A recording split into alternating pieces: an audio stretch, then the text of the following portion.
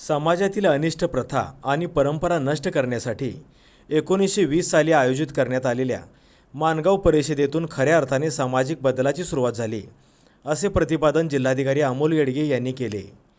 लोकराजा राजर्षी छत्रपती शाहू महाराज आणि डॉक्टर बाबासाहेब आंबेडकर यांच्या प्रमुख उपस्थितीत 21 व 22 मार्च 1920 रोजी कोल्हापूर जिल्ह्यातील हातकणंगले तालुक्यातील माणगाव येथे दक्षिण महाराष्ट्रातील पहिली बहिष्कृत परिषद आयोजित करण्यात आली होती।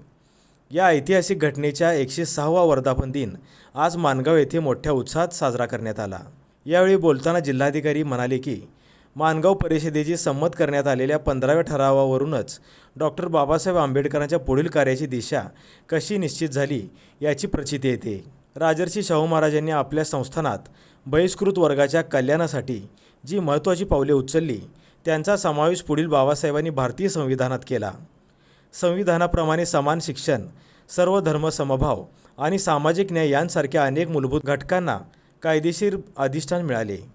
प्रतिकूल परिस्थितीवर मात करून उच्च शिक्षण घेत बाबासाहेबांनी जगभरात जो नावलौकिक मिळवला तो आजही समाजासाठी मोठा आदर्श आहे। या उत्कृष्ट कार्यक्रमाच्या आयोजनाबद्दल त्यांनी बार्टी आणि सामाजिक न्याय विभागाचे आभार मानले। कार्यक्रमाच्या सुरुवातीला पंचशील ध्वजारोहण करण्यात आले। सर्व मान्यवरांनी राजर्षी छत्रपती शाहू महाराज आणि डॉक्टर बाबासाहेब आंबेडकर यांच्या प्रतिमेस पुष्पहार अर्पण करून अभिवादन केले व परिसराची पाहणी केली। तसेच माणगाव परिषदेवर आधारित होलोग्राफिक शो पाहिला। सर्व कोल्हापूरवासियांना रमजान ईदच्या मनपूर्वक शुभेच्छा। शुभेच्छुक आदिल बाबू फरास, अध्यक्ष राष्ट्रवादी काँग्रेस पार्टी कोल्हापूर शहर, गटनेता स्थायी समिती सदस्य राष्ट्रवादी काँग्रेस पार्टी, विद्यमान नगरसेवक प्रभाग क्रमांक 12।